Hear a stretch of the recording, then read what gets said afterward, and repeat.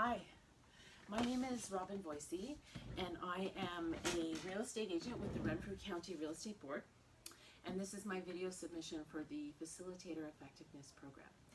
I don't have any participants, but I'm going to fake it. And I have some makeshift props here that will hopefully work out and help us through the process.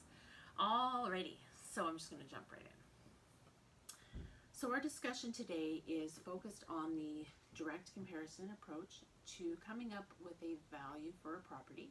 It's something that both realtors and appraisers use when coming up with value. So before we get into it, I want to make sure everybody has their participant guide and knows that you can make notes at any time, jot down questions. There's some reference material in there, and when we need to be in a specific spot in the manual, I will let you know what page, and we'll just kind of take it from there. All right, so also right at the start here, I'd like to go through our outcomes for this particular module. The goal would be to set our outcomes, and then at the end of the session, review them to make sure that we've accomplished everything and answer any questions, just to get us all on the same page. So our outcomes for the direct comparison approach are to know how to select appropriate properties to use as comparables, to know how adjustments are made to comparables, and know how to come up with a final estimate of value for a subject property. So those are the main goals. We're going to be looking at comparables, and we're going to be using them to come up with a value for a subject property. We have an example that we'll work with. Any questions about that? Okay, great. It'll all become more clear as we move along. So as real estate agents, we have the benefit of having access to information on listings that are currently active in the market, those that have sold, expired, canceled, you name it. We can see all the features, their prices, what they sold for, all the details of those particular properties. So we use that tool whenever we are creating a CMA for a seller who would like to sell their home. And CMA is specifically a comparative market analysis, and it does just what it says. We're looking at comparables to actually come up with a market value for the subject property. And we're going to use adjustments to work with that. So we'll get into that a little bit more, but I wanted to make sure you were all familiar with the term CMA. So before we get doing some of the fun little math exercises here, they're easy, don't worry. I wanted to go over what factors would be used when selecting comparables in this approach. So let's brainstorm a bit and let me know what your thoughts are on what factors might come into play when we are selecting comparables. Okay, Natalie. Okay, so Natalie says the location of the property. Absolutely. So we would like to make sure that the houses we choose as comparables are located in a similar, if not the exact same area. For example, you could have a house that's half an hour outside of the city. You can't compare that to a home in the city. Very important. What else? Evan. Yes, absolutely. So we want to pay attention to when the property sold. So it really is of no value to know what a property sold for 5 years ago. We want the most current sales to use as comparables so they tie in with the current market value. What else? Marty? Okay, so absolutely, we need to pay attention to the features of the comparables. Things like fireplaces. Does it have a fireplace? Does it have a garage, a paved driveway? All those things that we want to keep it as similar as possible to our subject property. Okay, great. Okay, I'm going to throw in a couple things here that you'll understand more as we move along, but number of adjustments that we need to make to adjust the value of a comparable property to the subject property is important, as well as the dollar value of those adjustments.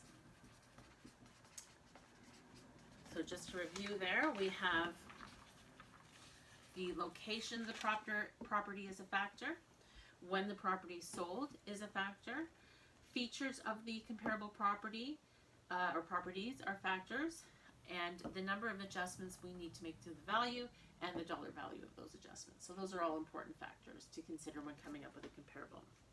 So when we're doing that, when we have a comparable that has, let's say, a feature that is superior to the subject property, we want to adjust the value of the comparable in which direction? Do we minus an amount from it, or do we plus an amount to that comparable value? So remember again, let's say, for example, the comparable property has a fireplace, subject property does not. Are we going to adjust the value up or down for the comparable property? Right, we're going to adjust it down because the subject property does not have a fireplace. Excellent. So in the opposite situation, if the comparable has a feature that is inferior to the subject property, are we going to minus or plus? We're going to plus, absolutely. Okay, great. Another question actually that's really important is, let's say a seller has a property that has a fireplace that costs them $5,000 to install. It's beautiful. They say it's worth $5,000. Are we going to adjust the value of the comparable based on the $5,000 spent on putting that fireplace in? Crystal? That's correct. So no, we are not working with the cost of things. We are working with the value. So two different things. So for our purposes today, a fireplace's value is $2,000. So no, we would not be adjusting according to the cost of the fireplace, but we would according to the value. Alrighty, so let's go through the direct cost, the direct comparison approach using information on page 17 of your participant's guide. What I'll do here is I will advance us to the next slide. You'll see information on your subject property on page 17. The subject property is a 3-bedroom side split located at 29 Brock Street, situated in a good location close to shopping, offers 1,324 square feet in size, is built on a lot that is 60 feet by 115 feet, has a single car garage and no fireplace. So also on your page are the market facts, which are important for us in working at a value. This is where you're going to base your calculations from. Prices have risen during the last year. The entire increase happened during the first 6 months of the year, and there was no appreciation during the last 6 months. Building costs for this type of property are $70 per square foot. Lots sell for $900 per front foot. A fireplace adds $2,000 to the value. Single car garages $12,000, and double car garages cost $22,000. But again, we're focusing on value, so we're going to put a value of $10,000 for single car and $20,000 for double car garages. So those are our market facts. So also on that page, you're going to see 5 other properties listed with descriptions, and these are the 5 properties right here. So what we're going to do is we're going to narrow down the comparables, and we're going to choose 3 of them. So we're going to break into groups of 2. We'll go into the partners that we used for the last exercise, and I want the pair of you to take 5 minutes to discuss which comparables are the best use. So remember, we're going to pick the 3 that are the most comparable to our subject property. All right, go. Okay, so now the 5 minutes are up, and let's have a discussion about which properties were chosen. All right. Rob, which ones did you and Natalie choose? Okay, so Rob and Natalie chose comparables 1, 3, and 5. And why did you choose those 3 comparables instead of numbers 2 and 4? Right, because they sold more recently and the style of the home is more is similar to the subject property. Perfect. All right. Quick question, why didn't we choose number 4? Evan. That's correct. We didn't choose number 4 because it sold a year ago and is not similar in style to the subject property. And what about number 2? Right. So it sold 9 months ago, and again, it's a different style. So great. So now, did anybody get any different answers? Any questions about that? Okay, so we all got 1, 3, and 5. Perfect. So let's move right along. So the next step is, there we go. There's our 3. Our next step is to fill out the chart that is on page 18 of your participant's guide.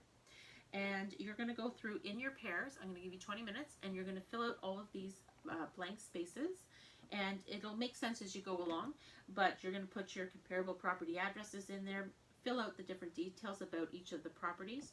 One thing you'll notice is in the comparables, where the features are listed, like lot size, total square feet, garage, parking, and fireplace, it's divided in 2. So on the left, I'm going to ask you guys to put in the feature itself, whether it's there or not, and also the details about it. And then to the right, you're going to put in your adjustment, your value adjustment based on the market facts on page 17. So let's go ahead and do that. We'll fill it out. When you're done doing that part, you're going to tally up your total adjustments, put it in your total adjustments row, and then adjust the sale price that you had put in there according to the adjustments. So you have 20 minutes. Go ahead and please ask any questions if anything comes up. All right, so 20 minutes have passed. All right, so I'm going to throw this chart up here. These are the results of this particular exercise, and I'm going to make it quick just in honor of time for my video here. But basically, we are looking at comparable number 1 is smaller in lot size, so we have actually done a plus adjustment of $4,500. It is a bit bigger in square feet, so we did a minus adjustment of $3,500. And for the fireplace, we did a minus adjustment of $2,000 because the comparable property had fireplace, but the subject property does not. So we did one adjustment over here in comparable 3, and then we did 3 other adjustments over here in comparable number 5, and then we've tallied up our comparables and the new sale prices based on those value adjustments. So I'm going to put it out there. What does everybody feel is the correct comparable to use when coming up with a value for our subject property? Which one is the best one to use of these 3 comparables? Krista. Okay, so Krista says that comparable number 1. And why do you think comparable number 1? Okay, so Krista is saying that comparable number 1 because the amount of the adjustment is the least amount. How do we all feel about that? Steve. Okay, so Steve is correct here. Steve is saying that the correct comparable to use is number 3 because it has the least number of adjustments. So that is the factor to consider when doing the direct comparison approach. And that's okay. I can understand, Krista, why you would have said number 1 because of the least amount of differences financially speaking. But what we're looking for is the least number of adjustments. So number 3, it is. So we've come up with our values. What does that mean our best suggestion for value for the subject property is? Evan? $354,000, correct, because we're basing that on number 3 here. And I'd just like to point out that your value is not a combination of adding the 3 property values together and averaging them out. It's actually working specifically with comparable number 3 and the number that we came up with there. All right, so quick review. Adjustments are applied to the comparable sale, not the subject. When a comparable is superior, a minus dollar adjustment is used. When a comparable is inferior, a plus dollar adjustment is used. Adjustments are based on value and not cost, and value estimate based on adjusted sale prices. So do we have any questions at all about any of that? All right, did it seem easy enough to do? Yeah, it might take a little practice. Yeah. yeah, just work with it, play with it. If you have any questions, please feel free to ask, and we can discuss it whenever you like. And we'll just review quickly our outcomes. So our outcomes we were hoping to achieve were to know how to select appropriate properties as comparables. Did we do that? Great. Know how adjustments are made to comparables. How do we feel about that? Excellent. And know how to come up with a final estimate of value for the subject property, which we just did, and it seemed to work out well, and we all seem to be in agreement, so that's perfect. All right, thank you so much.